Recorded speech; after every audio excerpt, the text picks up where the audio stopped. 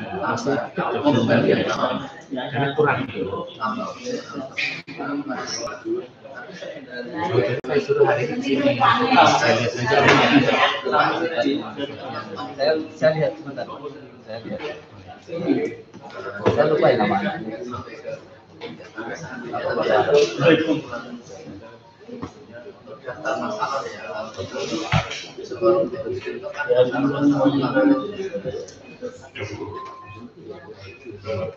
Ini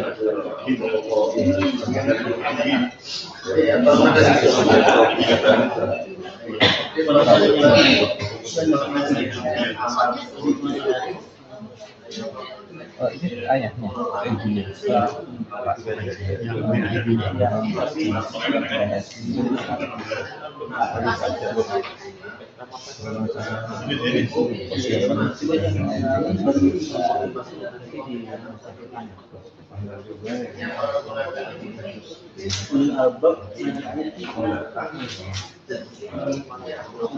Ini masih di sana masalahnya.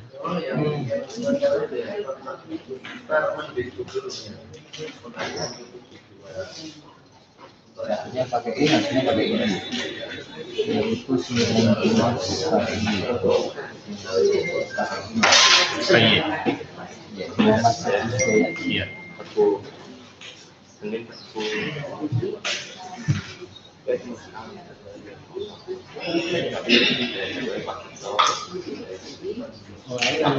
Iya.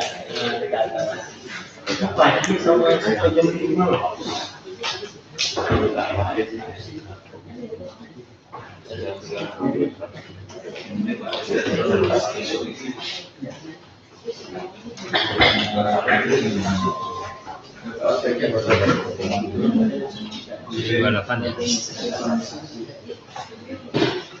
Dia kan 3 meter tuh. Lumayan.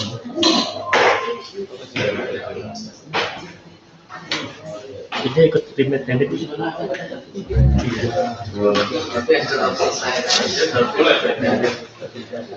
Itu lulus semua ya. Lulus semua banyak. 3 gitu.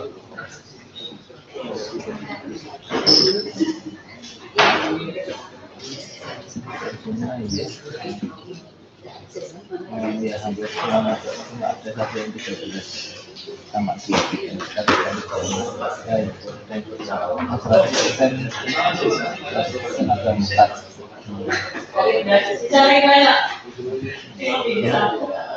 Ada yang dari bantu. Hanya asal terus diamati saja dia setengah semester atau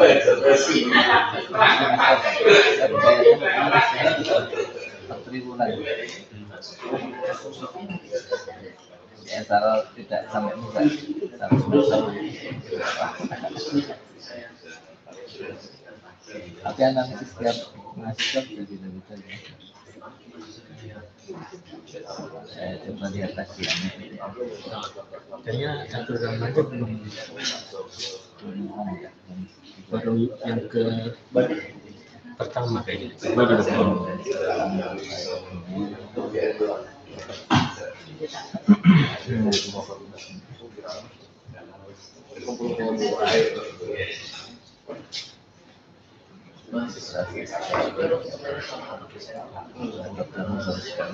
Sekali ya? Jumlahnya berapa? Berapa dia? 20. Pintar ya? Ya lumayan. Lumayan kalau Inggris. Kalau 20 berarti bagi 4 5 ya. Berarti catut baru. Jadi catut baru bisa dialih.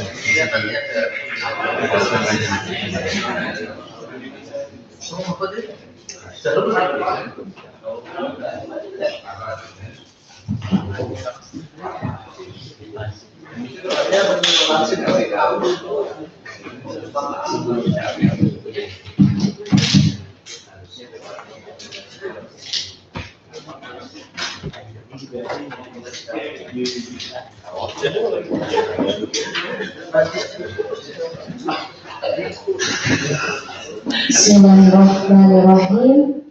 Assalamualaikum warahmatullahi wabarakatuh. Alhamdulillahilladzi 'alama bil qalam, 'allamal insana ma lam ya'lam. Assalatu wassalamu ala asyrafil anbiya'i wal mursalin wa ala alihi wa ashabihi ajma'in. Amma ba'd. Bapak Ibu yang kami hormati, puji syukur kehadirat Allah Subhanahu wa taala karena kita sama-sama telah diberikan nikmat sehat sehingga kita dapat berkumpul di tempat yang insya Allah barokah ini untuk melanjutkan review visi misi Fakultas Hukum Universitas Islam Indonesia. Bapak Ibu yang kami hormati, dengan mengharap ridha Allah Subhanahu wa taala agar acara ini berjalan dengan lancar, marilah kita buka acara ini dengan bersama-sama melafadzkan lafaz basmalah. Bismillahirrahmanirrahim. Baik Bapak Ibu, untuk sekedar informasi, untuk hari ini ada 2 sesi. Jadi sesi pertama dari pagi ini sampai dengan siang nanti kita akan membahas tentang review visi misi dari program studi hukum, program magister, dan program studi kenotariatan program magister. Kemudian di siang hari nanti setelah pukul 13.00 kita akan membahas tentang review visi misi dari program studi hukum, program doktor. Baik Bapak Ibu yang kami hormati, memasuki sesi pertama yaitu membahas tentang review visi misi, tujuan dan sasaran program studi hukum, program magister, dan program studi kenotariatan program magister yang akan disampaikan oleh Bapak Dr. Andes Agus Trianta MA MH PhD dan Bapak Dr. Nurjihad SH MH. Dan sesi kali ini akan dimoderatori oleh Bapak Dewi Setiawan Nurherianto SH MH LLM PhD. Kepada beliau waktu kami persilahkan.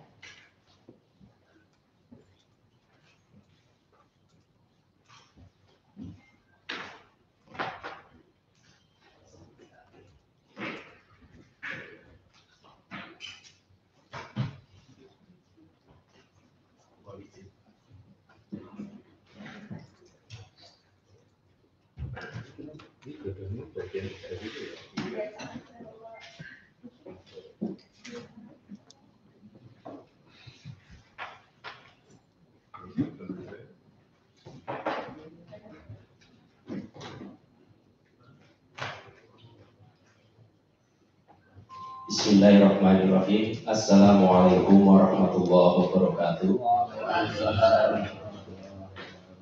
Bapak Ibu sekalian yang saya hormati Bapak Dekan Fakultas Hukum UII, Bapak Wakil Dekan Bidang Sumber Daya, dan seluruh jajaran pimpinan Fakultas Hukum UII serta Bapak Ibu sekalian dan peserta workshop yang kami muliakan. Pada pagi hari ini, sesi kali ini, kami akan mengundang 2 ketua program studi MKN dan Magister Hukum. Kami persilahkan untuk maju ke depan. Monggo Pak Agus Trianta SHMA PhD dan juga Bapak Dr. Nurjihad SHMA selaku Ketua Prodi Magister Hukum.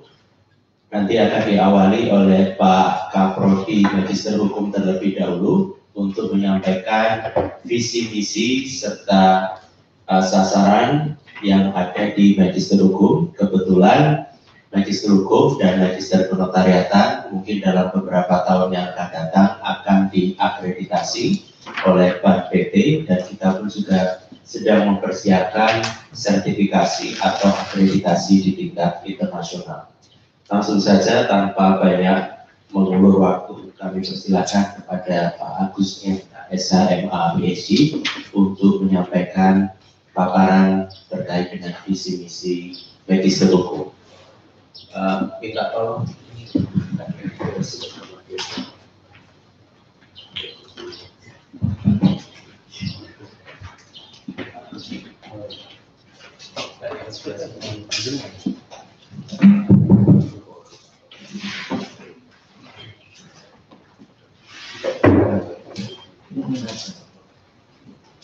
Assalamualaikum warahmatullahi wabarakatuh. Alhamdulillahirabbil alamin. Wassalatu wassalamu ala nabiyyina Muhammad wa ala alihi wa sahbihi wa man tabi'ahum bi ihsan ila yaumil Yang kami hormati Bapak Dekan, Bapak Wadek, Bapak Prodi, moderator, serta Bapak Ibu peserta workshop review visi misi untuk Fakultas Hukum UI.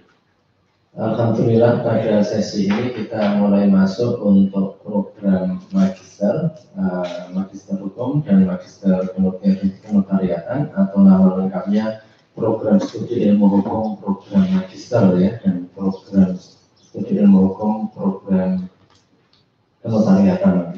Jadi untuk visi sebagaimana kemarin ya, kemarin untuk fakultas juga direview, kira-kira nanti perubahannya seperti apa.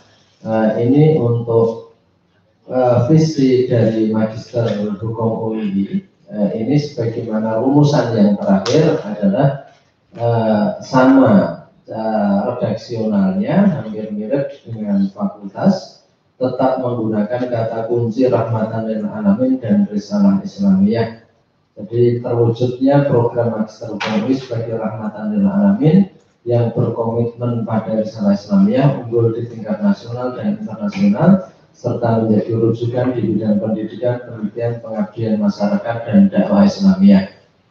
Memang dalam beberapa kesempatan, utamanya ini dalam akreditasi, ini juga sama dengan program yang fakultas kemarin, juga untuk magister hukum juga asesor selalu menanyakan karena terkait dengan rahmatan lil alamin.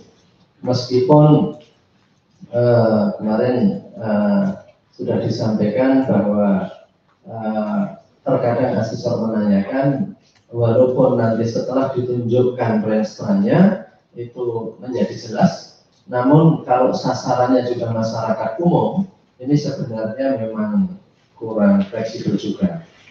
Kalau asesor setelah dia bertanya dan dipaparkan tentang registranya, mereka menjadi tahu apa yang dimaksud risalah Islamiyah, apa yang disebut rahmatan lil alamin. Tapi masyarakat yang sempat tidak mendengar pemaparan itu memang akan sulit membaca. Jadi arahnya kemana? Jadi dari arah ini memang kurang bisa ditangkap. Inti kelebihan itu di mana? Selain untuk rahmatan lil alamin dan risalah Islamiyah. Kalau melihat beberapa perbandingan misalnya saja, ya ini yang sempat dicari, jadi itu juga Pak Siap mencari juga, kita juga ikut mencari ya.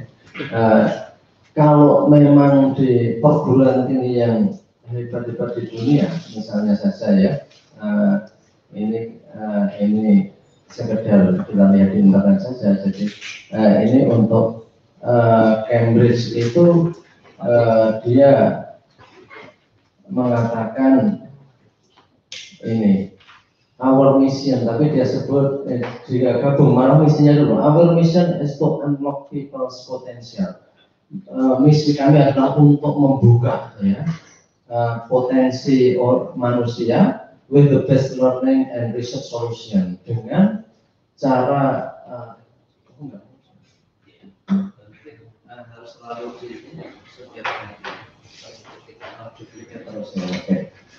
ya, walaupun ini kecil sekali karena kami nggak copy, hanya print screen ya.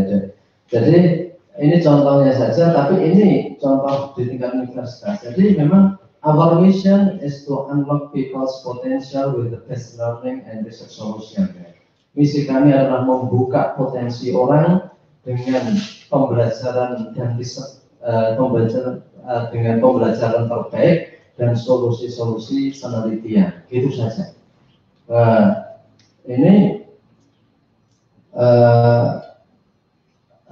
Harvard misalnya, the mission of Harvard is to educate. Harvard College set the standard for the residential liberal arts sciences education. We are committed to creating and sustaining, agak panjang ya, tetapi dia mengatakan intinya sustaining the condition that enable Harvard College student to experience an unparalleled education journey. Jadi kita akan menciptakan kondisi yang enable, kayaknya teknik industri kemarin enable juga pemungkin ya, pemungkin student mahasiswa untuk memiliki pengalaman unparalleled yang tidak pernah tertandingi dalam perjalanan pendidikan, intelektual, sosial, dan transformasi personal. Jadi seperti itu. Maka kembali ke tadi, memang kalau kita lihat misi kita, jadi visi kita memang sulit ditangkap. Kemudian untuk misinya, misi Magister Hukum ini terwujudnya program Magister Hukum UI sebagai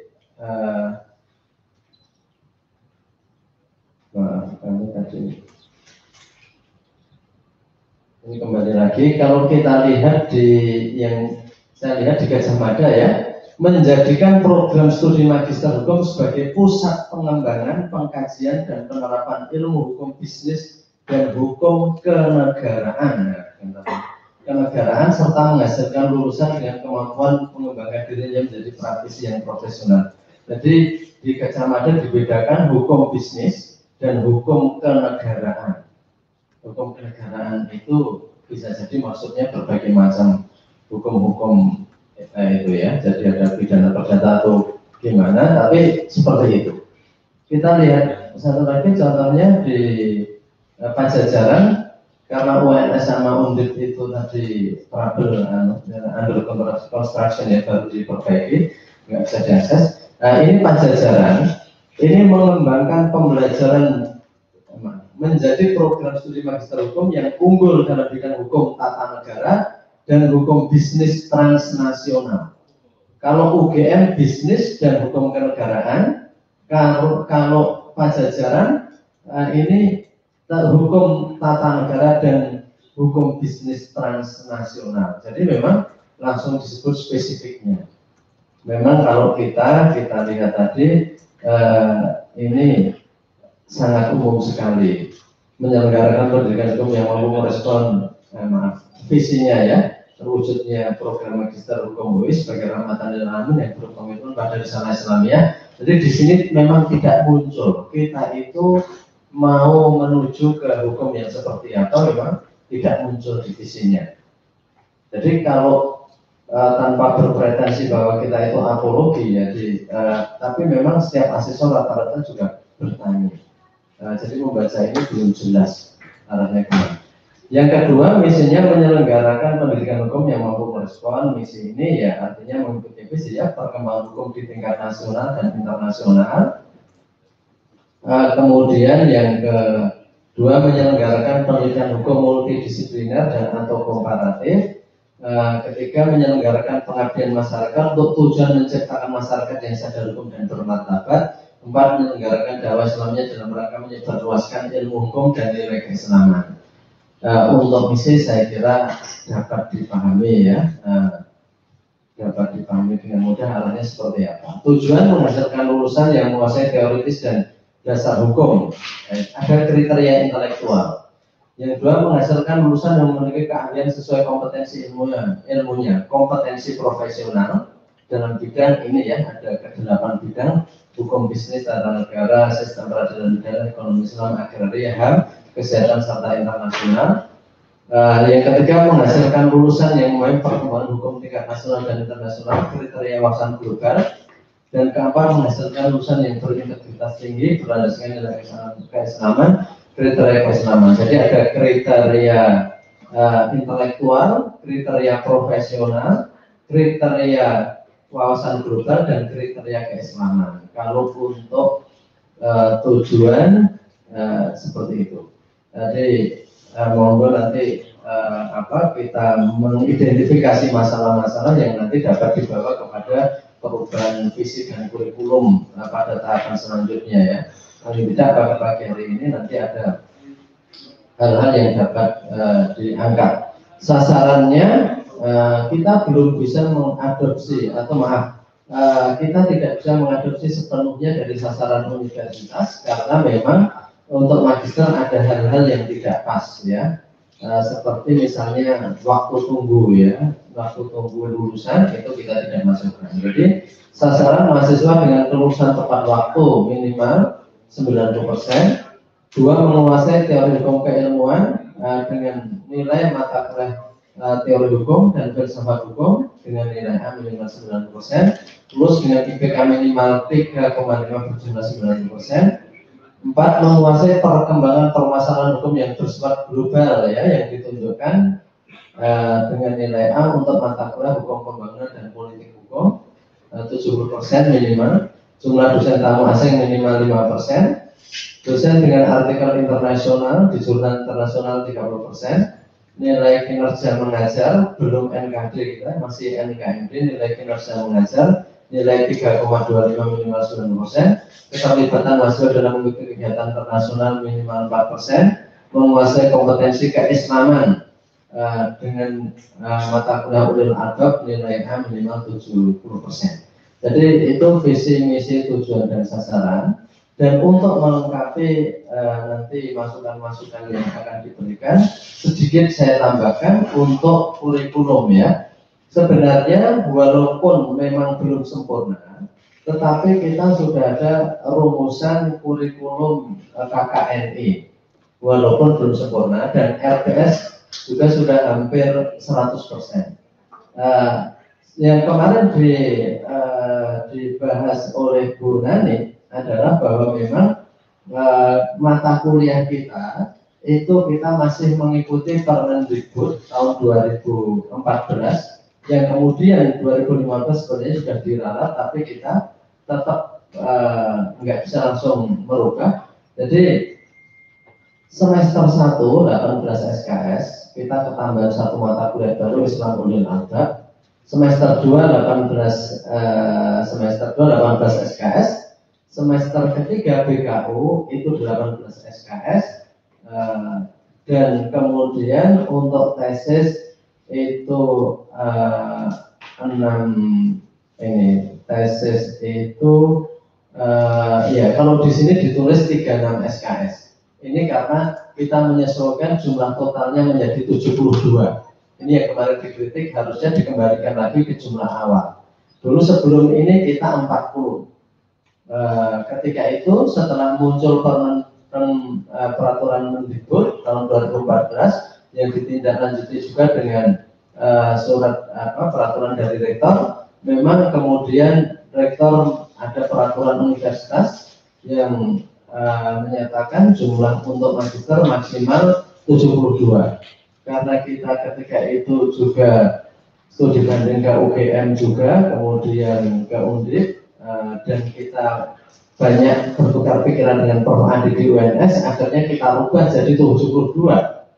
Tapi kemudian muncul permen tahun berikutnya itu dan kita belum merubah sampai sekarang. Karena itu dalam akreditasi S3 kemarin dikritik dan Bu Nani kemarin juga mengkritik agar segera dikembalikan lagi ke semula. Jadi dulunya 40.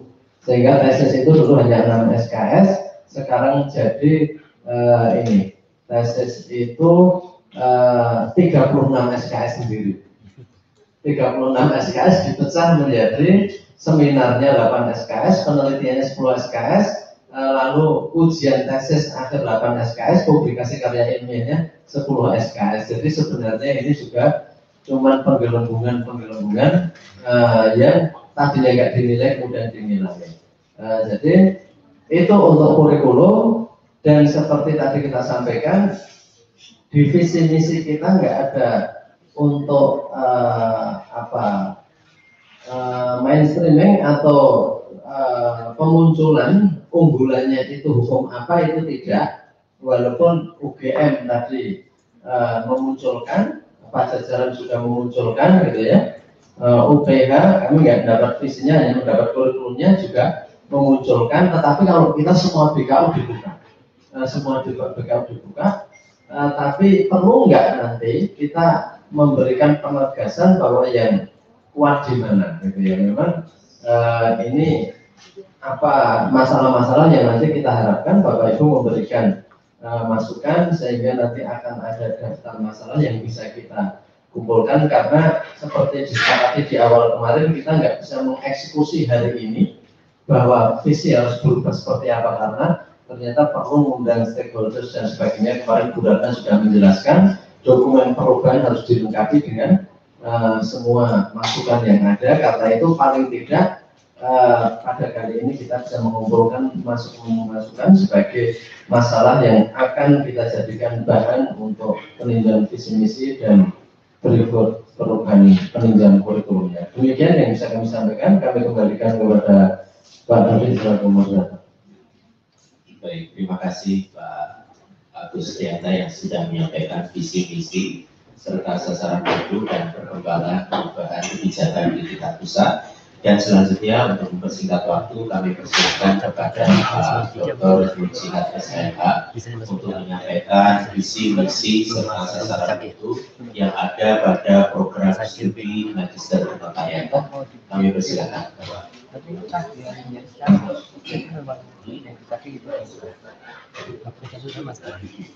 Kurang tahu. Nanti di mungkin di semester. Iya di semester. Nanti harusnya Pak kerja ya. Oh iya di kita yang di mendekati UTS. UTS kan harus bayar sebelum. Nah, itu belum tempat. Ya, satu tambah ketiga lama sebenarnya. Harusnya. Ada begitu. Assalamualaikum warahmatullahi wabarakatuh. Bapak pimpinan, Bapak Ibu serta workshop atau penyamaan persepsi atau review terkait dengan visi misi tujuan dan sasaran, baik itu kemarin fakultas, jurusan dan sekarang prodi. Dan hal ini saya akan menyampaikan yaitu terkait dengan prodi Magister Penotariatan. Yang saya sampaikan adalah visi misi yang sekarang ini katakanlah menjadi acuan, jadi sejak 2017 yang lalu, yang mohon nantinya kira-kira 12 sekalian bisa mencermati dan memberikan berbagai masukan. Meskipun demikian, dari prodi sendiri sebenarnya juga sudah mencoba menginventarisir, mengidentifikasi beberapa hal yang memang nampaknya perlu ada penyempurnaan atau perubahan terhadap visi, misi, tujuan dan sasaran yang berlaku sekarang ini, karena memang ada beberapa perubahan data dan lain sebagainya. Yang pertama, Bapak sekalian, sebagaimana kita ketahui bahwa visi MKN ini tidaklah merupakan visi yang berdiri sendiri, melainkan harus terkait atau merupakan penjabaran dari visi di atasnya, yaitu visi fakultas. Meskipun visi fakultas itu juga harus menjabarkan dari visi UII. Nah, visi MKN itu adalah terwujudnya program MKN yang memiliki profesionalisme dalam bidang penotariatan, perancangan kontrak dan akta syariah, serta memiliki komitmen pada keunggulan di bidang pendidikan, penelitian, pengabdian pada masyarakat dan dakwah Islamiyah yang berkualitas di tingkat nasional. Ada beberapa kata kunci di sini terkait dengan visi di atasnya. Jadi kata kunci yang pertama profesionalisme. Jadi visi profesionalisme ini merupakan cerminan dari visi fakultas, yaitu visi pertama atau kata kunci pertama dari visi fakultas yaitu kualitas dan reputasi nasional dan internasional. Kemudian kata kunci yang kedua dari visi MKN ini adalah komitmen keunggulan. Nah, komitmen keunggulan ini merupakan cerminan dari kata kunci visi ketiga fakultas, yaitu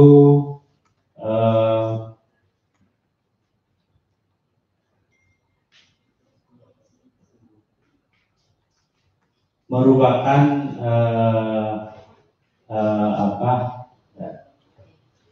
risalah Islamiyah, ya. Jadi memiliki komitmen dan kesempurnaan terhadap risalah Islamiyah maupun memiliki kualitas dan reputasi internasional.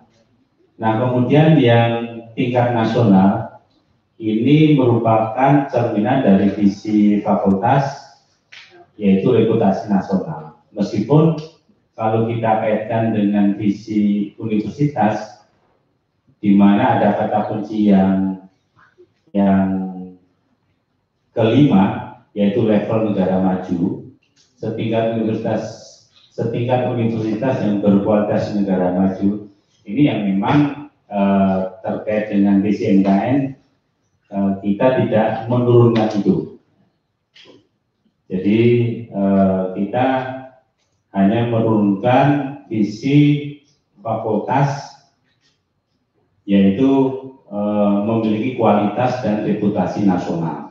Nah, nanti ada reasoning yang bisa disampaikan terkait dengan hal ini.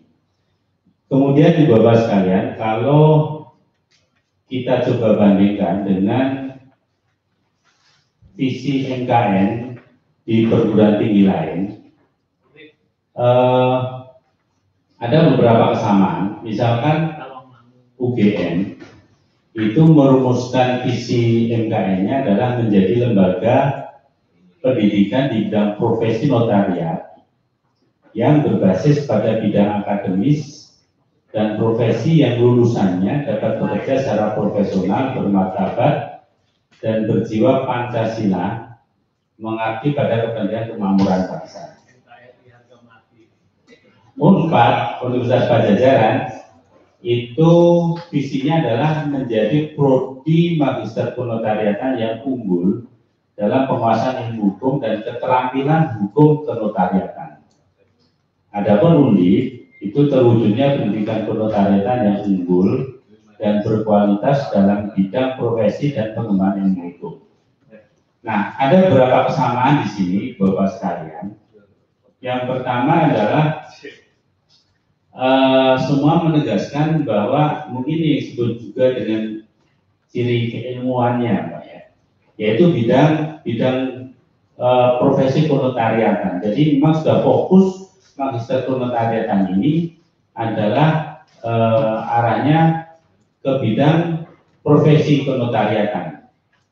Kemudian juga semua perguruan tinggi lain itu menegaskan untuk menjadi pendidikan yang unggul, begitupun MKN UI. Cuma kalau di tempat lain itu tidak ada satupun yang secara spesifik menyebutkan area atau tingkatan. Kalau kita kan menyebutkan nasional, ya, level nasional. Nah, yang lain itu sama sekali nggak menyebutkan secara eksplisit mengenai hal itu. Kayak UGM, Unpad, Undip, itu nggak menyebutkan. Nah, kemudian perbedaan yang lainnya adalah kalau UII dan UGM itu di dalam visinya itu menyebutkan adanya aspek pengabdian. Nah, yang lain enggak.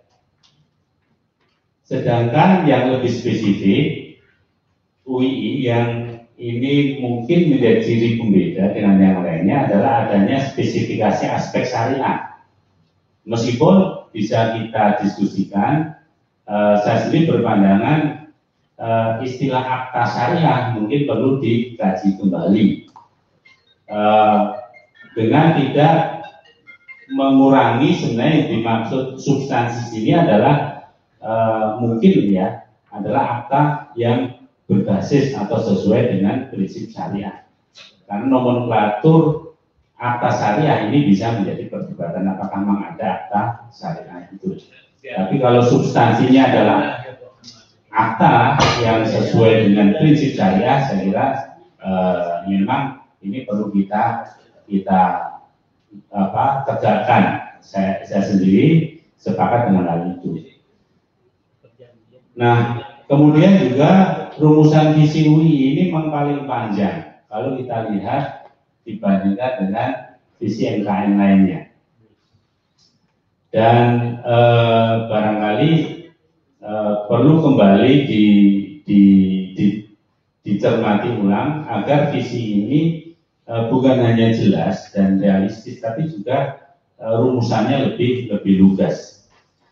Nah, itu terkait dengan perbandingan visi MKN dengan perguruan tinggi lain.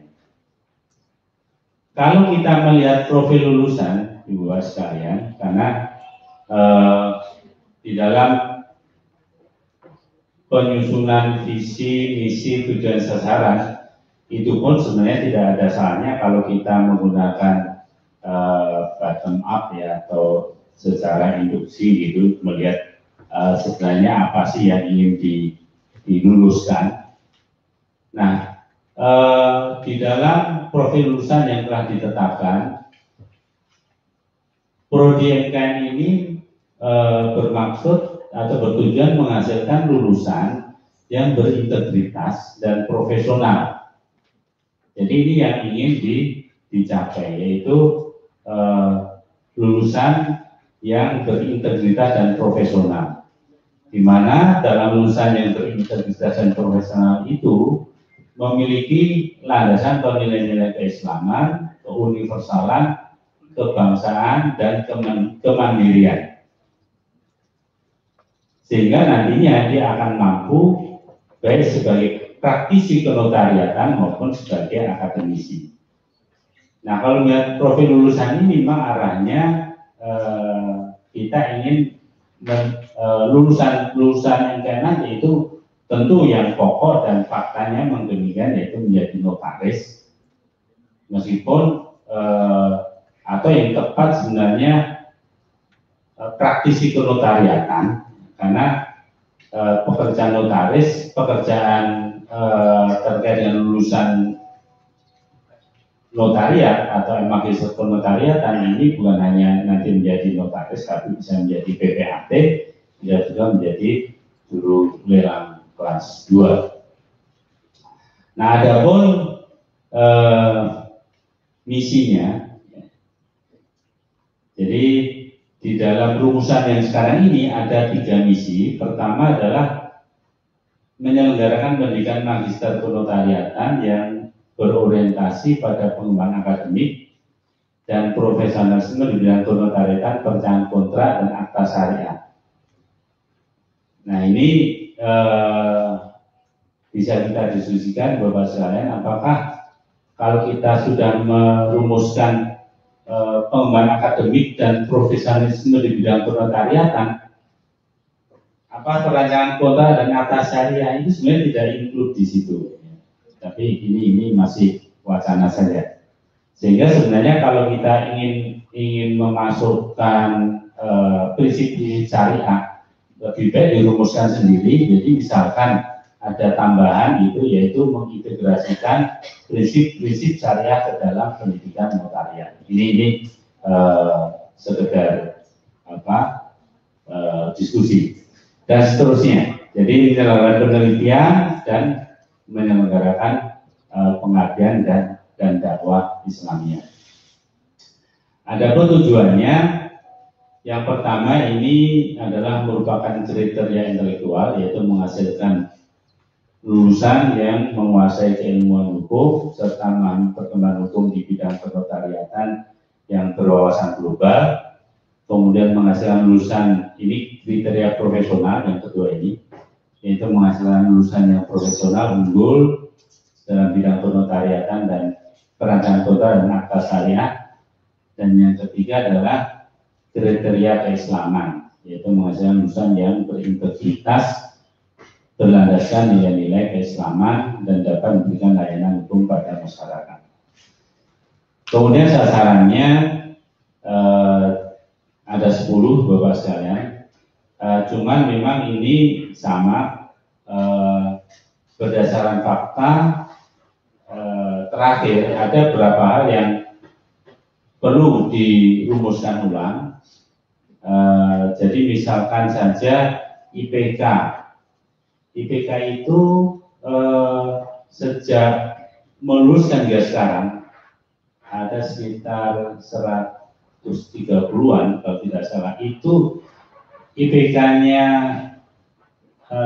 lulusan MKN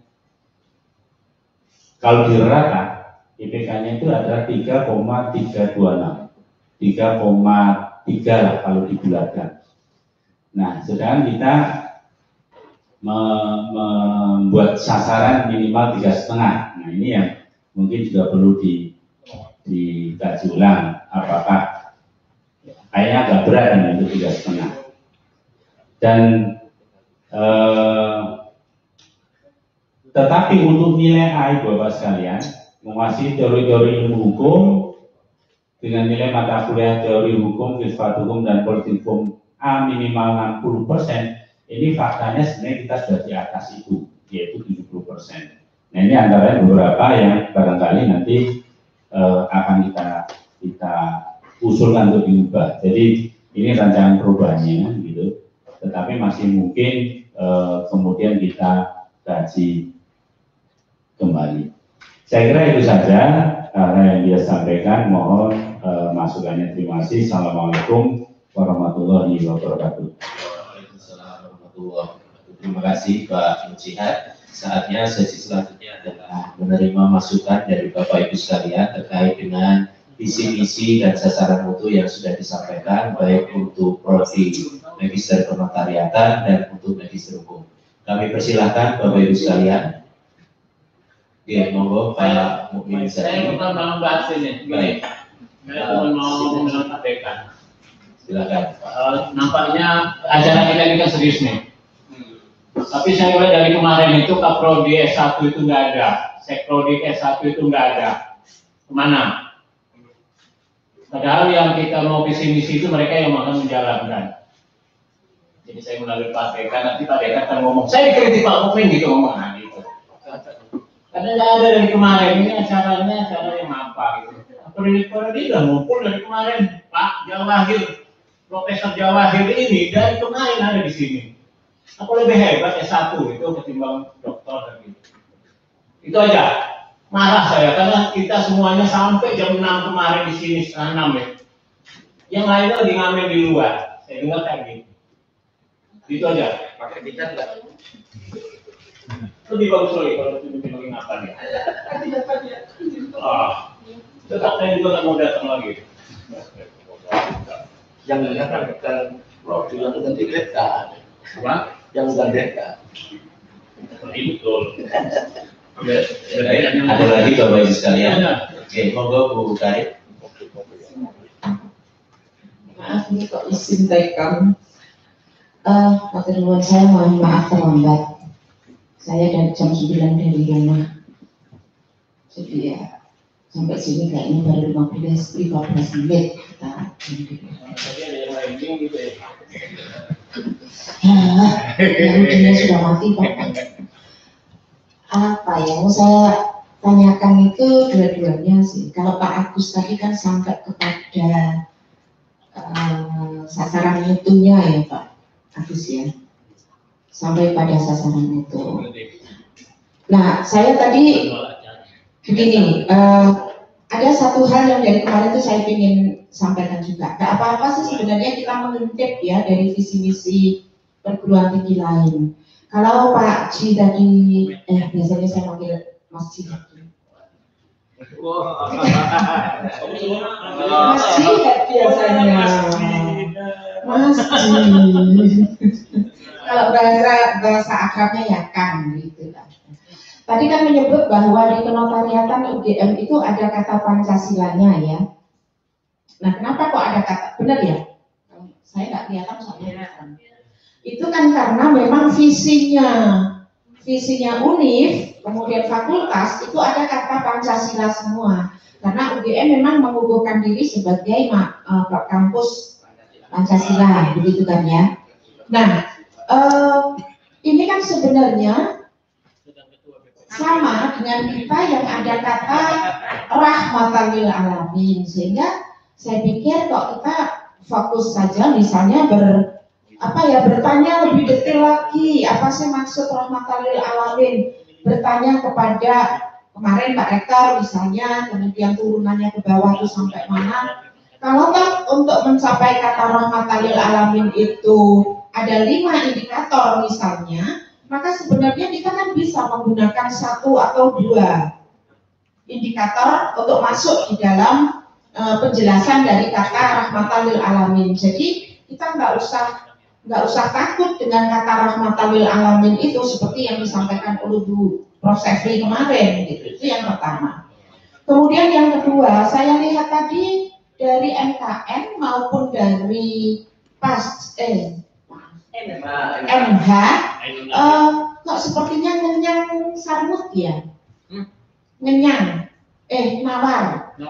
Nah, boleh tidak sih?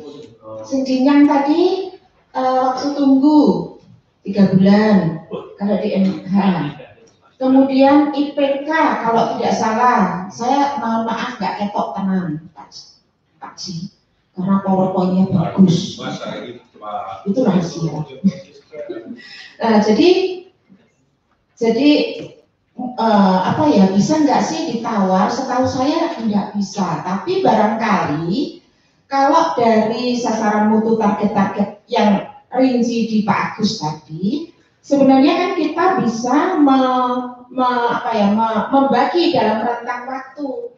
Jadi 70% mahasiswa untuk memperoleh nilai A dalam kategori, mungkin itu kalau dalam bahasa akreditasi yang kemarin itu keprodian begitu, itu kan 70% minimal itu akan dicapai dalam rentang waktu berapa tahun sih? Kan tidak diukur setiap tahun. Misalnya boleh minimal 70 tahun, tapi tahap pertama 70%. Gara-gara hari ini ngomong sama Andre. Masjid tadi harus konsisten panggil Mas ya, Mas, jangan Pak. Ini Mas Arif, lali.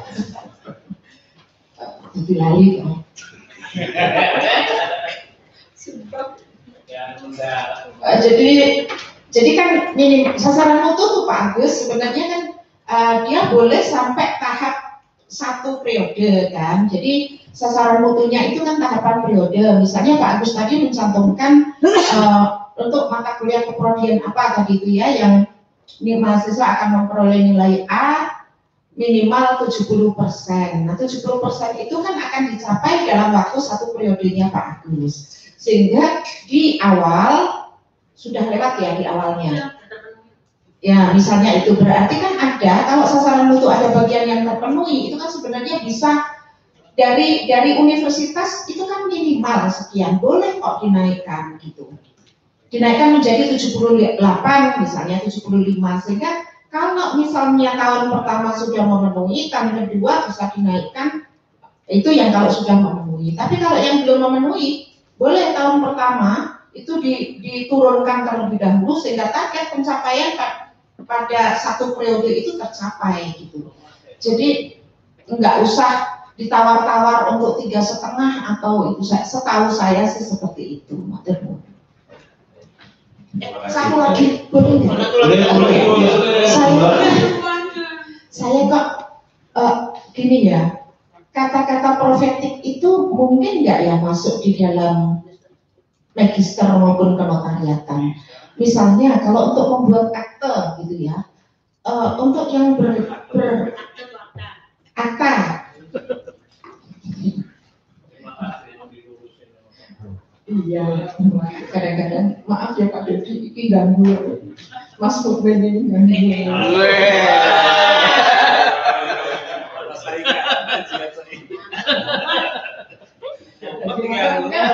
Dia yang meluncur saya zaman mahasiswa panggil Mas. Santai gitulah, jangan tegang-tegang. Kasihan adik-adik ini loh ya, dari kemarin itu nggak berani ngomong. Diizinkan ya Mas Mukmin mereka ngomong ya. Nah, Oke. Masa suruh adik-adik Pak Aluro.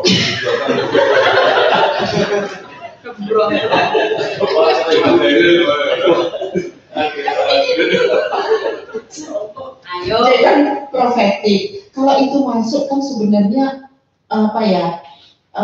akta atau apa, nanti itu ada unsur prinsip-prinsip Islam tadi. Selama ini maaf ya, kalau saya lihat belajar dari para notaris gitu ya, bukan karena saya bertransaksi atau enggak, itu kan terkesan perjanjian baku, kontrak baku. Di akta itu kata-katanya itu baku begitu loh. Saya nggak tahu apa maksudnya. Tapi boleh nggak itu disisipi, misalnya nih sebagai seorang calon notaris, tidak semata-mata mendasarkan kepada kontrak bakunya tadi, tapi mungkin memberikan hak yang berbeda, bagian dari keadilan di dalam Islam. Itu kan sudah profetik. Contoh nih, jujur ini bukan apa ya, pengalaman lah. Enggak, kontrak syariah, tapi nanti itu membekali sehingga profetiknya itu akan lebih menjadi penciri keilmuannya itu yang seperti apa gitu ya. Jadi keilmuannya. Saya pernah punya pengalaman begini. Waktu bikin rumah itu kan saya sebelum gempa saya sudah bikin rumah tuh, sudah perjanjian segala macam. Tapi memang waktu itu saya baca detail kontraknya itu. Jadi ketika di notaris itu saya minta tambahan satu pasal. Itu kebetulan saya yang minta gitu. Karena apa? Bunyinya ketika terjadi bencana, ketika saya terlambat membayar angsuran, saya akan didenda sekian di situ.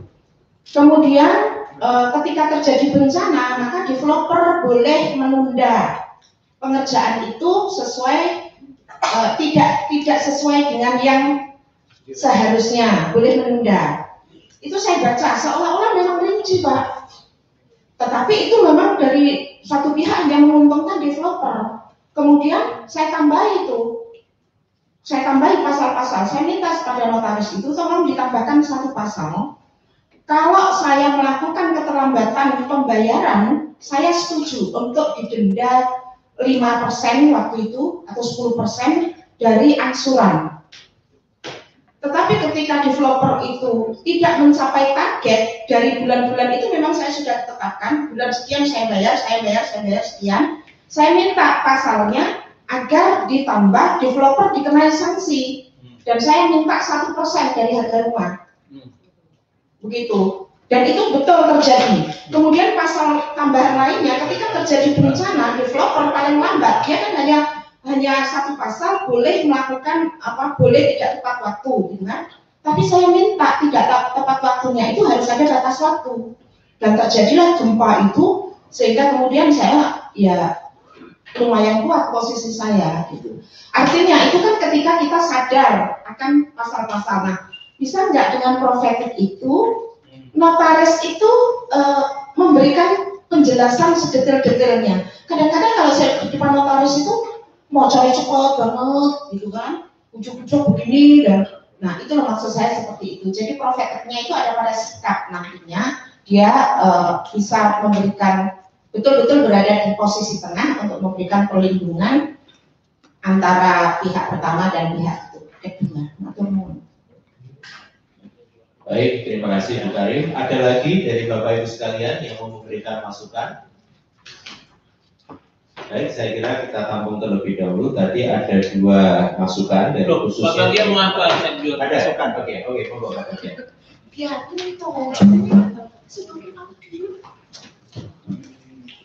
Bismillahirrahmanirrahim. Assalamualaikum warahmatullahi wabarakatuh. Sekedar memberi masukan kepada program register dan kenotariatan karena stratanya sudah strata S2.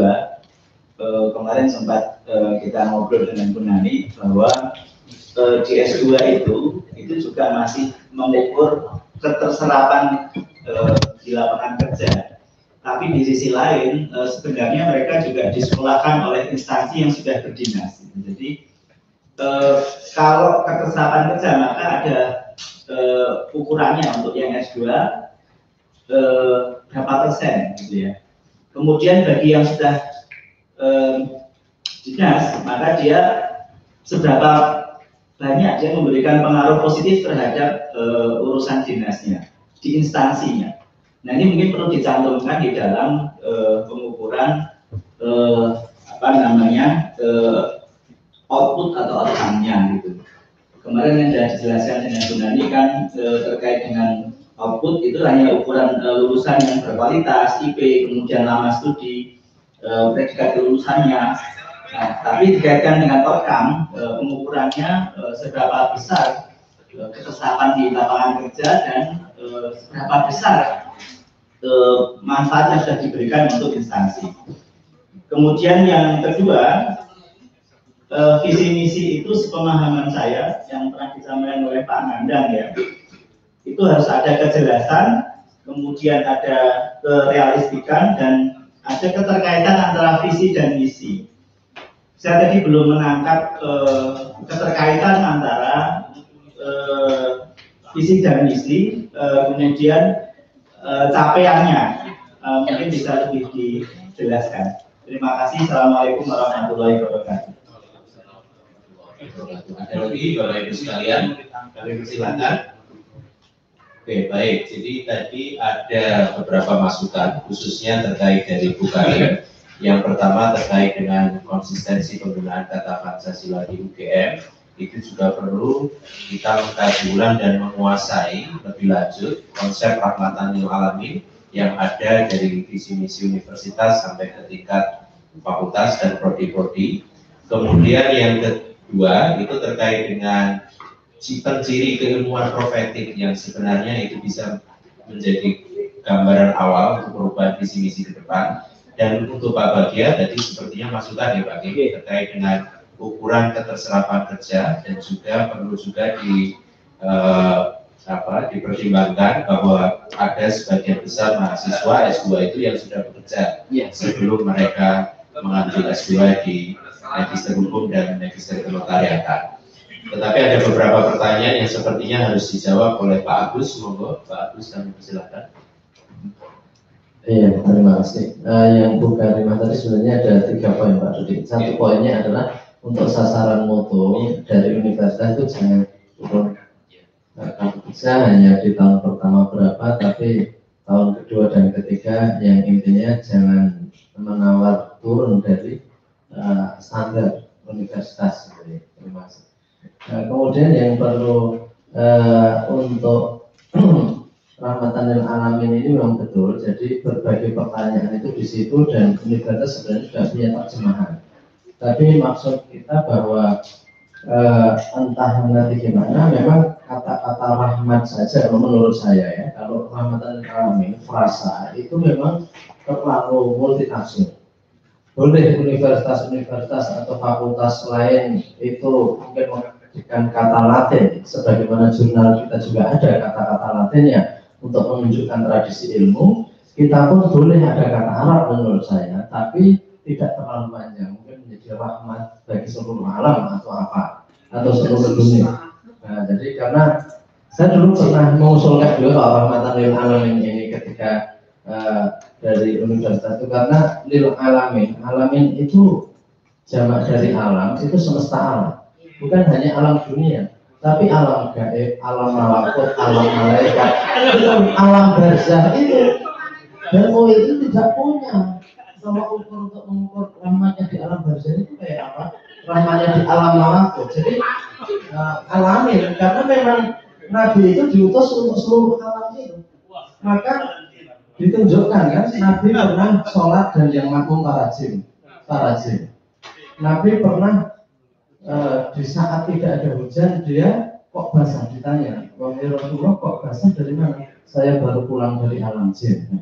Jadi artinya Nabi memang berdakwah karena diperintah, dan UI tidak punya jangkauan kewilayahan itu. Maka jangan rahmatan lil alamin, tetapi mungkin rahmat bagi dunia global itu bisa. Tapi kalau di alam barzah gimana? Tidak bisa. Jadi ini kita tidak usah melibatkan tafsir yang hebat seperti yang dipelajari Mas Sandari ya, tapi artinya ini cukup kata saja, alam itu sebenarnya adalah alam semesta, bukan hanya alam dunia, tapi alam malakut, alam jin, alam barzah itu masuk.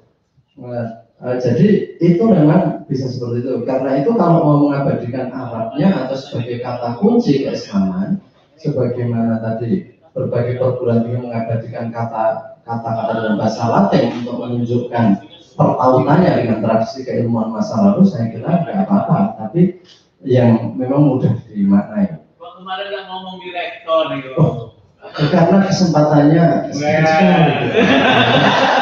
Politis Ya.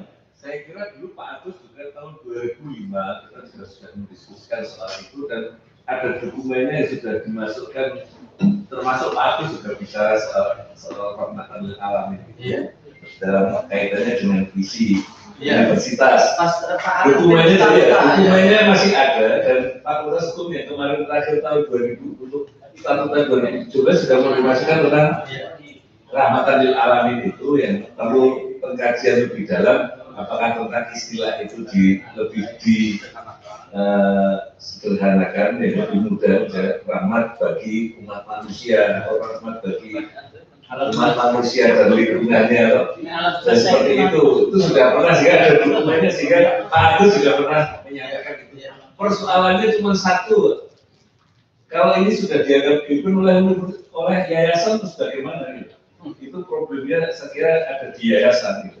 Karena yayasan itu memasuki wilayah sangat sensitif, katanya itu sudah given. Ya. Saya kira itu problem utamanya ada di yayasan katanya. Saya nggak tahu kalau yayasan yang sekarang ya. Iya. Bukan begitu. Pak Samsudin tidak termasuk yang ikut membahas statuta yang kemarin gitu. Karena kemarin ketika tim statuta pembahasan itu dianggap memasuki wilayah yang sensitif tentang visi. Terima kasih. Iya, betul. Waktu Pak Arief timnya itu kami juga diundang menyarankan itu juga.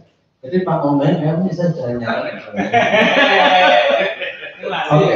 Kemudian yang kedua, keterkaitan masa tunggu, saya kira setuju ya, yang baik saya bukan biar mungkin ada keseragaman, walaupun nanti kita bukan masa tunggu untuk sasaran ya. Kemudian masa tunggu tadi masukan dari Pak Bagja, memang baik MKM maupun MH menghilangkan masa tunggu karena asumsinya dokter sudah menghilangkan, karena studi di dokter rata-rata sudah tugas belajar, di magister hukum sebagian tugas belajar atau paling tidak rata-rata sudah kerja. Kemudian di MKN juga banyak yang sudah kerja, karena itu kita hapuskan. Tapi kalau memang itu kemudian tetap ada, tapi itu nanti mohon ya masukkan lagi untuk rumusannya seperti apa, karena memang cukup banyak porsi yang sudah kerja. Sedangkan bagi yang sudah kerja harus ada satu lagi standar. Jadi bagi yang tugas belajar sejauh mana pengaruhnya dalam dunia kerjanya ini memang menurutnya tidak mudah ini. Jadi nanti sebagai bahan pertimbangan untuk pembuatan sasaran atau mungkin untuk magister ke atas mungkin dirubah itu. Yaitu saya kira bagus juga universitas memberikan variasi itu, karena di universitas belum ada seperti itu. Nggak apa-apa, ini untuk catatan daftar masalah yang nanti akan kita. Kemudian kalau Pak Bagian yang keterkaitan visi misi dan capaiannya, saya kira ada relevansinya Pak Bagian, karena juga sudah melalui workshop. Kalau dikatakan nampak tidak terkait, ini terlalu frontal, ini salah. Kayaknya semua workshop yang dilalui masa lalu ini dipertanyakan, tapi ada, walaupun mungkin kata-katanya itu tidak pakai terminologi yang menunjukkan keterkaitan erat, tetapi dari adanya kompetensi keilmuan, kompetensi intelektual, kompetensi profesional, kompetensi keislaman, kompetensi global, itu sebenarnya sudah menunjukkan unggul secara internasional dan internasional. Itu kompetensi globalnya ada. Rahmatan lil alamin, kompetensi keislaman ada. Kemudian menguasai ilmu di tingkat master itu kompetensi intelektual, bisa menyelesaikan masalah hukum dalam bentuk kebijakan hukum, itu kompetensi profesional. Sudah ada, walaupun mungkin dengan kata-kata yang berbeda, tapi masukannya terima kasih. Silakan Pak Sih. Iya. Ada tambahan. Untuk visi yang tadi disampaikan oleh Bu Karimah, saya kira sudah panjang lebar bagus menjawab. Jadi saya kira jangan ada pandangan kita alergi, kita antipati, saya kira enggak. Ini perbincangannya sudah sangat lama, tapi memang tidak ada peluang, tidak ada sarana untuk mendiskusikan dengan penyusun visi. Penyusun visi ini Dewan Pembina. Jadi ya wacana pembahasan itu sebenarnya sudah cukup lama. Kalau tadi dikatakan apakah nggak ada indikatornya, memang nggak ada indikatornya, Bu Karimah. Di mana di dalam misi juga tidak membuat indikator untuk menjelaskan visi UII, begitupun di tujuannya. Tapi saya kira secara panjang lebar tadi sudah disampaikan Pak Agus. Nah kemudian tentang sasaran tadi ya, sasaran mutu tentang IPK, saya kira sebenarnya saya hanya menyampaikan fakta ya, kondisi. Dan sebenarnya kalau kita mengacu pada capaian minimal yang dirumuskan dalam Renstra itu memang hanya 325. Kita kan menambahkan sampai 3,5. 325, tapi memang kemudian di 2022 itu menjadi 3,4. Kalau di dokumen Renstra yang telah disepakati seperti itu. Tapi kan Prodi bisa kemudian menambah sesuai dengan kondisi masing-masing. Nah, cuman untuk MKN ini dulu menambahkannya sampai 3,5. Nah, ini yang barangkali perlu ya dikaji lah setidaknya apakah tidak lebih baik diturunkan sedikit gitu ya, karena itu cukup berat. Mungkin kalau untuk MH bisa jadi. Kemudian terkait dengan masalah aspek syariah atau kalau Bu Karimah tadi menyebutkan kata profesi, sebenarnya itu sudah Bu ya, cuma terminologinya saja kita menggunakan terminologi yang baku yaitu syariah, karena di dalam pembuatan misalkan akta jaminan apa itu APHT, apakah itu fidusia yang itu merupakan perjanjian asesor yang pokoknya adalah kalau di syariah itu adalah pembiayaan, apakah musyarakah, murabah, sudah pasti yaitu menggunakan aspek-aspek perjanjian syariah yang harus mau tidak mau yang masuk, karena kan itu bukan berdiri sendiri, tapi itu adalah perjanjian asesor yang tentu nggak bisa lepas dari perjanjian pokok. Jadi masukan Bu Karimah, insya Allah sudah mungkin bisa saja akan kita tingkatkan lagi. Ya, yang terakhir Pak Bagia, saya sama jawabannya ya dengan Pak Agus. Mungkin dibalik aja yang nggak terkait yang mana ya. Tapi ya saya itu nanti aja kita cermati ulang. Kalau saya melihat ya ada kaitannya karena memang menurunkan ya misi disusun itu kan tentu melihat visi dan seterusnya, tujuan sasaran juga demikian. Terima kasih. Baik, terima kasih Pak Dr. Jihad. Bapak Ibu sekalian, ada yang mau bertanya lagi, memberikan masukan? Baik, ada Bu Nikmah. Tapi sebelum Bu Nikmah memberikan masukan terkait dengan tadi pertanyaannya Pak, mungkin sekaligus saya mungkin bisa membantu. Pak Kaprodi S1 itu ada tugas yang mana beliau menjadi salah satu pembicara di Universitas Darussalam Bogor, dan beliau juga sudah meminta izin dan undangan itu sudah datang sebelum acara ini disebarkan kepada peserta. Dan Pak Ali Wibowo, Pak Seprodi kebetulan ada acara keluarga dan insya Allah akan segera bergabung dengan kita. Meskipun dalam kondisi yang tidak memungkinkan, beliau pun sudah mengikuti acara ini melalui streaming video yang disiapkan melalui YouTube. Baik, silakan Prof. Hikmah, monggo. Oke, Prof. Hikmah terlebih dahulu. Tadi yang Prof. Hikmah tadi yang pertama. Oke. Prof. Hikmah, Prof. Sewali, baru Mbak Ratna. Assalamualaikum warahmatullahi wabarakatuh. Untuk MKN itu sudah ada kajian belum ya? Kenapa mahasiswa itu sulit untuk mencapai target 3,5? Itu kan tidak bisa hanya mahasiswanya yang dinilai, juga sekalian di dalamnya adalah kurikulum dan pengajarnya. Karena keluar mahasiswa juga banyak.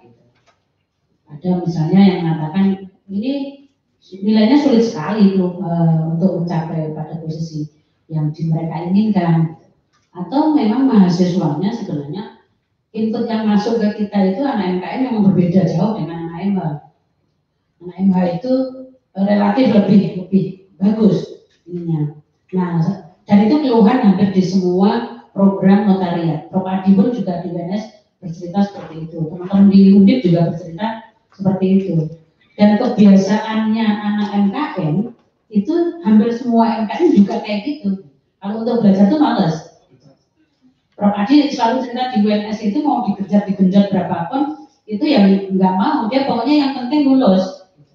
Nah padahal kita sudah 3,5 itu menurut saya nggak terlalu tinggi, sudah cukup bagus di posisi itu. Kalau diturunkan nanti malah kesannya nggak baik. Gitu. Nah sehingga kita di proses pembelajarannya yang mungkin perlu diperbarui atau kayak ada pembekalan lagi gitu, kemudian ada penilaian. Kalau hanya sekedar menyebar angket untuk mahasiswa itu kan suka-suka mahasiswa gitu. Tapi kalau kita melihat sebenarnya apa yang diajarkan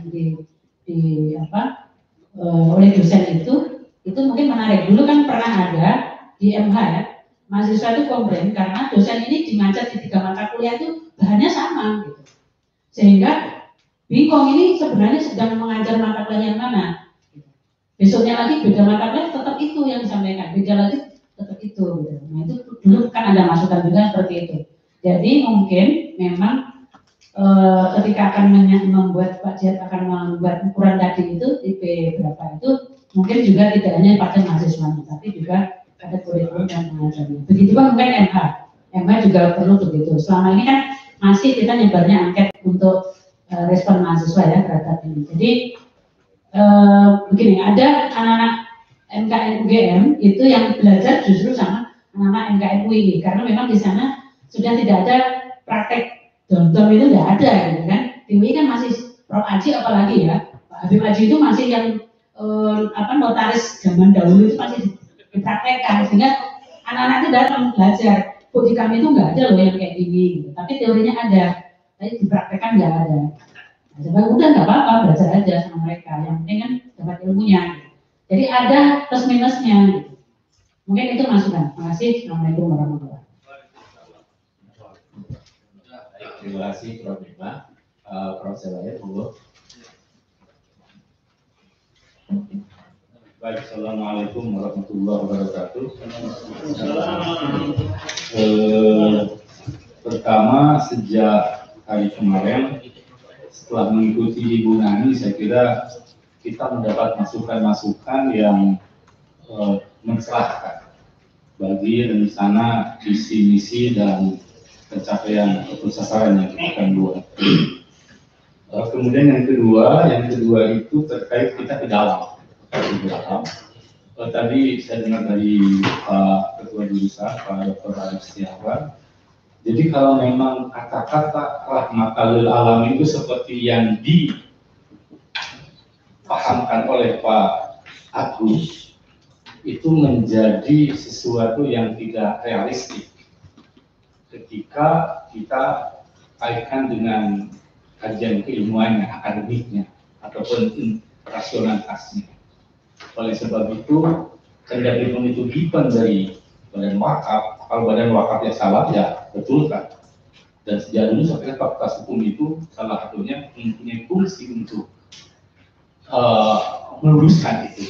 Oke. Jadi kalau misalnya kata-kata rahmatal lil alamin itu boleh istilahnya rahmat bagi seluruh alam misalnya, ataupun rahmat bagi alam semesta, jauh lebih terukur, jauh lebih konkret, jauh lebih realistis. Kemudian tentu ada tafsir tadi itu, ada tafsirannya tentang rahmatal lil alamin. Itu yang pertama terkait dengan kata kunci Arab yang kemarin dikatakan ini Pak Hashim dalam siapa kemarin mengatakan ini harus tetap ada kata-kata rahmatan lil alamin. Satu tadi Pak Agus mengatakan kalau rahmatan lil alamin ada alam jin, ada alam kubur, ada alam ruh. Wah, ini menjadi sesuatu yang kita ketawakan kalau salah. Tapi Majelis Ulama juga sudah membuat Islam rahmatan lil alamin sebagai antitesis terhadap Islam Nusantara. Oke, itu satu. Jadi kita saya kira secara akademik punya kewajiban moral untuk meluruskan ini sampai menerjemahkannya, karena berkali-kali begitu datang para asesor mesti hubungannya itu dengan penjelasan itu. Oke, satu. Kemudian yang kedua, tadi saya juga senang meskipun program Dofor tidak seperti itu nantinya, Pak Agus dan Pak Dia sudah melakukan semacam studi perbandingan tentang visi misi yang dari semua itu memperlihatkan karakteristik masing-masing. Jadi ada di situ branding image yang dibangun oleh mereka masing-masing. Nah, lalu kita yang mana? Tadi kelihatan Pak Agus juga meragukan begitu umumnya kita punya cakupan terkait dengan kompetensi, terkait dengan praktisinya. Nah, padahal kita sudah mempromosikan, sudah melaunching kata-kata hukum prospektif. Dasar hukum prospektif itu, mahasiswa dokter kemarin meminta buku siapa anutannya. Saya katakan baru ada tulisan-tulisan lepas dari Pak Samsudin, Profesor siapa itu Amin Abdullah, Profesor Ahimsa, Pak Samsudin, tapi itu belum ada dalam satu kesatuan ada di rumah. Oleh sebab itu saran saya, daripada ditanya-tanya orang dan orang kebingungan menjawab, ini adalah tugas rupa tugas untuk membangun sebuah kajian, termasuk juga yang membuat bukunya tentang hukum prospektif itu. Kenapa? Karena ini penting. Di saat orang lain tidak punya itu, ada transandental, spiritual, kita masukkan kata-kata yang sungguh jauh lebih Qurani dengan menggunakan kata-kata prospektif law atau hukum prospektif itu. Nah, tugasnya adalah menjabarkan itu dari kata-kata rahmatan bagi umat manusia, bagi alam ini. Nah, kata-kata kunci berikutnya adalah ke hukum prospektif. Berikutnya ke ulul albab. Ini semua saya kira perlu dibicarakan dalam sebuah perbincangan. Meskipun sudah ada, saya sudah baca-baca hasil-hasil tentang tafsir ulul albab UII, bukan menyebutkan Al-Qur'annya begini-begini, tapi kemudian maknanya seperti itu. Sudah cukup saja. Cuma yang dikaitkan dengan konkretisasi visi dan misi itu mesti misleading. Salah satunya saya kira kita sama-sama menyadari akan lemahnya kemampuan bahasa Arab menurunkan ke dalam bahasa akademik, bahasa Indonesia yang akademik. Makanya tadi ketika Pak Agus membacakan bagaimana di Harvard University, bagus kalimat itu. Karena apa? Sesuai dengan itu. Nah, jadi kata kunci rahmatan lil alamin, prophetic law, termasuk juga ulil albab. Ulil albab. Dan kemarin Ibu Nani sangat mengagumkan mahasiswa kita, tapi terbatas hanya pada kemampuan praktisi. Nah, begitu masuk kepada persoalan teori, asas, prinsip, lemah, itu artinya betapa pentingnya kita melakukan semacam pemikiran kembali tentang bagaimana mata kuliah PIH itu menjadi fundamental learning bagi para mahasiswa kita. Nah, dulu ada kebijakan, saya kalau nggak salah, kebijakannya katanya minimal yang ngajar itu harus doktor, minimal katanya. Tapi sekarang kayaknya sudah berubah itu kalau nggak salah. Kalau nggak salah, ya mudah-mudahan saya salah. Tapi sekali lagi, saya cek memang bahan-bahan PIH itu betul-betul lokal. Padahal kita ingin global kan? Setelah saya cek lokal banget. Referensi mata kuliah PIH adalah sebabnya saya ke fakultas mengajukan upaya untuk membuat semacam buku ajar PIK yang agak memiliki referensi pada international jurisprudence, baik yang diajarkan misalnya di British, di NUS ataupun Singapura State University. Nah, itu berarti ada selain yang memaparkan, tapi juga konten daripada mata kuliah PIH itu memang lemah dan hal. Nah, oleh karena itu saya kira mohon ini pun menjadi atensi kita. Termasuk kemarin saya ngomong dengan Pak Nandang, menempatkan mata kuliah hukum internasional pada semester kedua itu tidak tahu apa-apa mereka. Kita cerita, dia tidak paham. Jadi mungkin ini juga harus kita restrukturisasi, termasuk penempatan mata kuliah itu yang kemudian saya kadang-kadang prihatin gitu. Nilai-nilai mereka menuntutnya harus A, harus B, kemampuan mereka tidak sesuai dengan apa yang kita inginkan. Itu sebabnya saya usulkan terakhir itu mohon sekaligus juga penempatan mata kuliah yang tetap mungkin yang lama-lama bagus kita pertahankan. Tetapi kalau toh ada perubahan harus menghasilkan yang jauh lebih baik daripada yang lama. Begitu, terima kasih. Assalamualaikum warahmatullahi wabarakatuh. Terima kasih Prof. Jawahir. Mbak Ratna, Bu Ratna, silakan.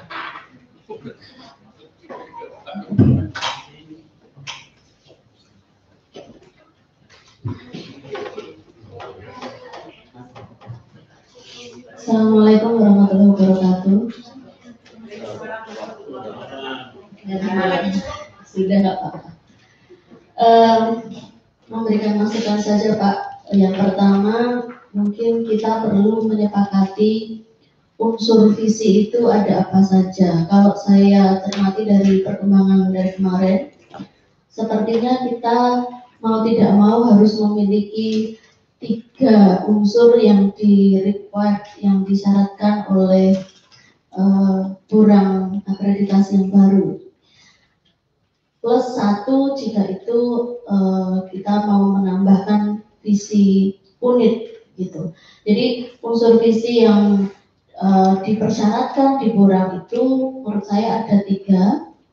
Yang pertama, visi program studi harus menunjukkan keterkaitan dengan visi perguruan tingginya.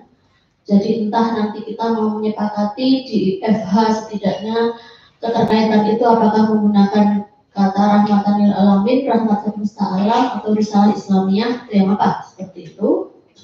Kemudian yang kedua, visi program studi harus menunjukkan visi keilmuan. Kemudian yang ketiga, visi program studi harus menunjukkan keunggulan dari atau kekhasan dari program studi lain sejenis. Baru plus 1-nya itu bisa memuat visi unit. Misalnya menjadi program studi magister hukum berstandar internasional, misalnya seperti itu. Itu kan visi unit. Visi unit ini tidak dipersyaratkan sebenarnya di dalam Burang, tetapi sebagai lembaga tentu punya cita-cita entah itu go public ke internasional atau terkemuka di level nasional atau apalah seperti itu. Jadi yang pertama itu dari unsur visinya. Kemudian yang kedua, kalau tadi disampaikan baik MH maupun MKM mengenai sasaran mutu, sepertinya setelah saya cermati sasaran mutu tadi, walaupun karena saya tidak punya PowerPoint-nya hanya sepintas tadi dipresentasikan, sasaran mutu yang dipresentasikan itu sepertinya belum merujuk ke sasaran mutu berdasarkan peraturan rektor 2019. Ini sepertinya masih merujuk sasaran mutu berdasarkan peraturan rektor 2016 yang sudah dicabut dan dinyatakan tidak berlaku. Kenapa? Karena tadi masih ada IPK di sasaran mutu. Di sasaran mutu yang baru itu sudah tidak ada lagi IPK. Meskipun demikian, IPK itu juga merupakan hal yang dipertanyakan di dalam Burang akreditasi yang baru. Dan mohon maaf untuk magister dan doktor IPK untuk mendapatkan nilai 4 kalau di Burang gitu ya, itu adalah ketika rata-ratanya minimal 3,5 ke atas. Kalau 3,25 itu untuk syarat S1.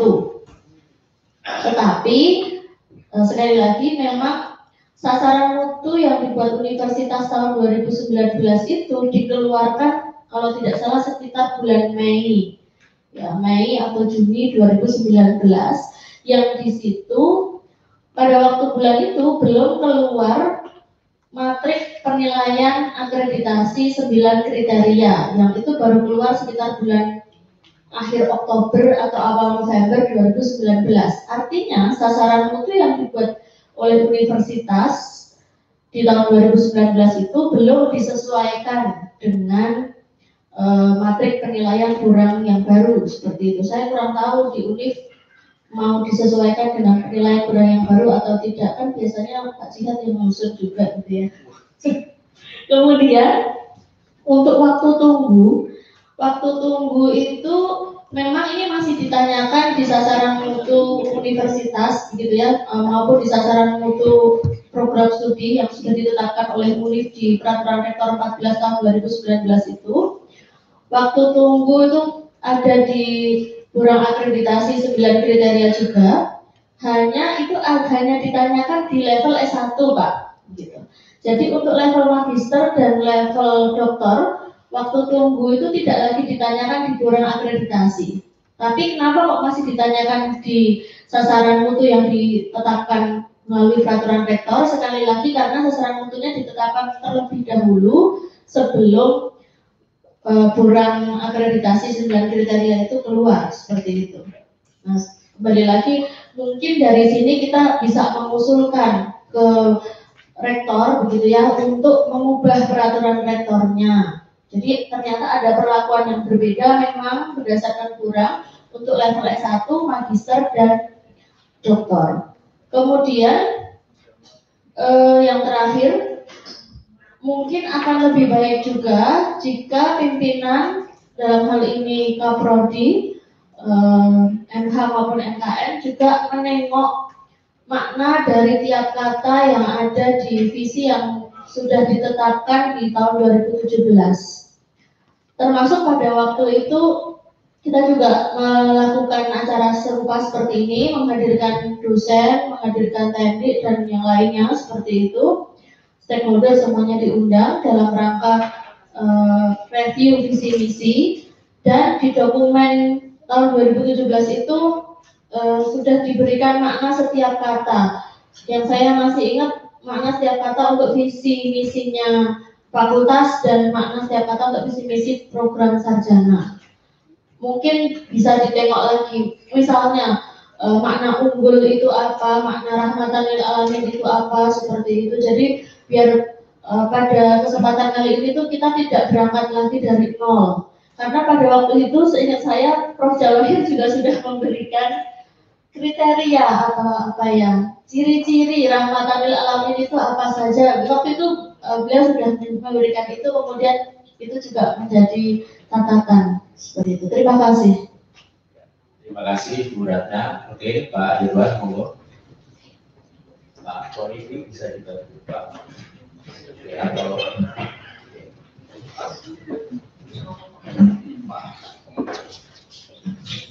ya, terima kasih.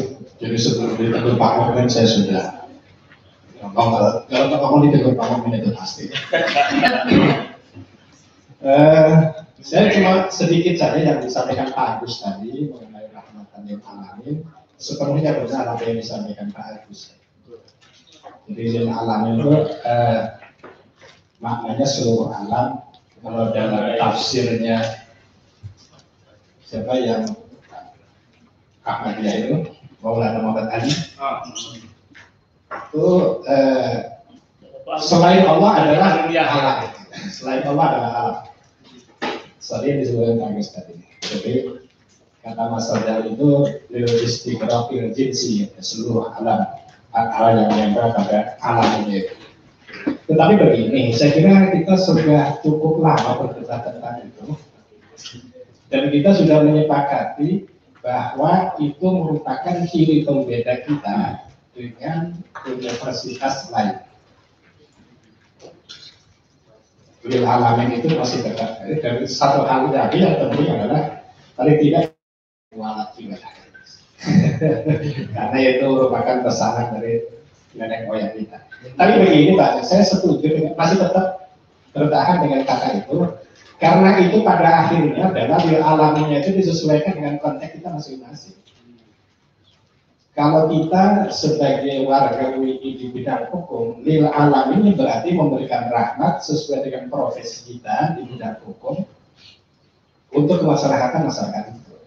Dan hampir selalu dalam konteks lil alamin UI itu tidak dalam pengertian tafsir tadi itu. Tidak dalam pengertian seluruh alam barja, alam itu tidak benar itu. Jadi sesuaikan dengan kondisi dan tugas kita masing-masing sebagai khalifatullah fil ardi itu, tidak dalam konteks alam barja dan seterusnya. Jadi lil alaminnya tetap masih harus kita gunakan dan kita sesuaikan dengan profesi kita masing-masing. Kalau di bidang teknik ya sesuai dengan ilmu teknik itu, tapi substansinya adalah memberikan kemaslahatan bagi lingkungan sekitar dan alam manusia yang terukur gitu, bukan alam yang lain. Itu saja Pak saya kira. Kemudian yang ini saya kira problem ini perlu kita pecahkan bareng-bareng. Problem di MKN itu kompleks sih sebenarnya, bukan hanya satu dua itu. Termasuk juga masalah, kalau saya sering mengatakan itu terlalu dipaksakan. Terlalu dipaksakan untuk diwadahi dalam magister. Padahal 99% mahasiswa MKN itu adalah ingin menjadi praktisi. Tapi ia harus diwadahi dalam ranah magister. Sehingga kemudian mereka sepertinya agak terpaksa juga ya, belajar ilmu-ilmu kemagisteran. Sehingga kadang-kadang ogah-ogahan. Itu faktanya di beberapa tempat itu, bukan hanya di UI, itu hampir merata itu seluruh Indonesia. Dan kebetulan kita kan punya forum komunikasi dan hampir sama keluhan kan, baik negeri maupun swasta, lebih-lebih negeri, karena negeri itu kadang-kadang maaf ini menjadikan notariat itu sebagai lumbung, sehingga kemudian mereka memasukkan mahasiswa sebanyak-banyak, sehingga kadang-kadang penanganan itu kurang. Saya kira itu saya terasa dalam. Tadi Pak Pan juga bisik-bisik mau nambah. Monggo. Ya, saya sebenarnya sudah terjawab semuanya. Apa yang dikatakan Bu Ratna itu, yang menyampaikan tentang pernah membicarakan rahmatan yang alamin, saya kira sudah, saya yakin itu sudah bagus. Jangan sampai terulang kembali, tapi Profesor Jawa menyampaikan lagi, dulu juga menyampaikan lagi, ini tidak terulang-ulang. Rahmatan alamin yang seperti yang disampaikan oleh Pak Ridwan sebenarnya itu sudah ditafsirkan oleh MUI dan sudah diupayakan untuk ditafsirkan oleh Pak Rektor. Sehingga lil alamin itu ya alam semesta ini. Lil alamin itu wa ma arsalnaka, nakakanya itu Muhammad itu ketika Muhammad lil alamin. Karena innama bu'istu liutammima makarimal akhlak, di situ sebenarnya. Sehingga sudah final, saya kira Pak Agus sudah usah membuat istilah-istilah, nanti ada alam barzah, ada alam surga, ada alam neraka, ya usah lah. Dan cukup alami sudah final saja. Itu kekhasan UI. Nanti biar mereka bisa menafsirkan kembali, mengulang-ulang. Saya kira itu ya.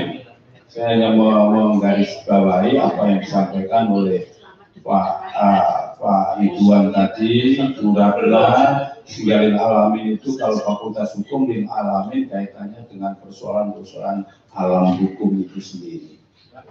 Ya demikian, terima kasih. Baik, terima kasih. Monggo. Anda mau nyambung malam-malam juga nih.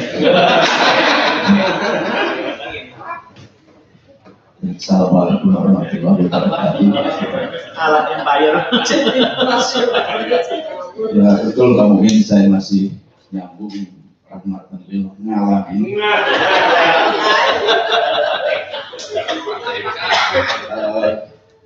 Sebenarnya tafsirnya sudah ada di dokumen BPN, itu sudah ada, kemudian di RIK juga sudah ada. Yang saya maksudkan kemarin itu adalah bahwa semuanya itu ketika asesor melakukan asesmen itu harus terdapat dalam satu halaman itu kira-kira, nggak usah mencari di dokumen lain gitu, di penjelasannya itu. Tentang penjelasannya sudah ada, apa yang disebut sebagai rahmatan lil alamin, apa yang disebut sebagai unggul dan sebagainya. Nah, persoalan itu dengan instrumen yang baru tadi Ibu Ratna menyampaikan bahwa visi dari unit-unit yang ada di bawahnya itu harus mengacu kepada itu ya, pada universitas kira-kira. Oleh itu yang harus kita pikirkan sekarang itu adalah mengkaji apakah semua unit kita ini visinya sudah mengacu ke sana atau belum. Dan dari berbagai workshop dan juga dari lulusan sebenarnya sudah ya.